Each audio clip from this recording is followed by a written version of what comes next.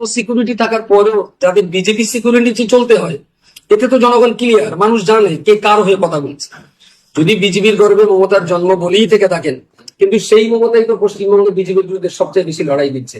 Voter list নিয়ে, SIR নিয়ে supreme কোর্টের দ্বারস্থ কে হয়েছিলেন? লড়াইটা কে করল?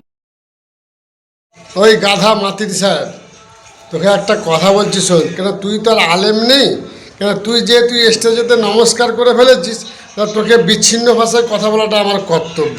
কেন তুই তো একটা বেদিন হয়ে গেছিস, তো তোকে আমি ভালো ভাষায় কথা বলতে পারবো না, তাই খারাপ ভাষায় বলছি শোন।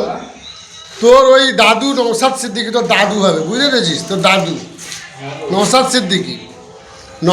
সিদ্দিকী যখন রাজ্যের কাছে সিকিউরিটি চেয়েছিল, তখন তোর খালা মমতা ব্যানার্জি সিকিউরিটি নওশাদ সিদ্দিকীকে দিয়েছিল নি।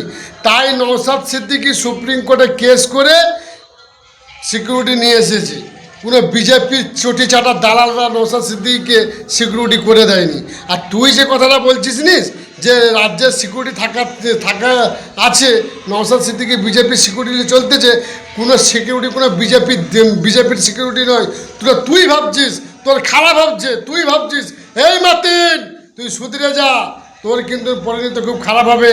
তুই নওশাদ সিদ্দিকীকে বলছিস বিজেপির সিকিউরিটি চলছে, তুই একটা আসলে দালাল, তুই একটা আলেম উলামা হয়ে তুই স্টেজেতে নমস্কার করছিস, মেয়েদের হাতে হাত দিয়ে হাত তুলতেছিস, বলতে যে নমস্কার করতে, ইমান আছে তোরা?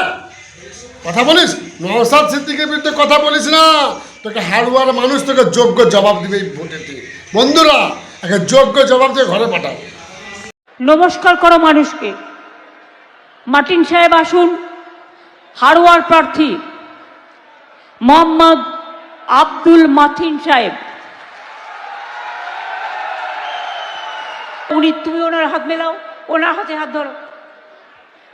আজকে আবার দেখছিলাম, কই গো মাওলানা সাহেব, ওঠো নমস্কার করো। ওখানে বলতে পারছে না যে এটা আমাদের বলা যায় না। কেন? দিদি আবার টিকিটটা ক্যান্সেল করে দেন।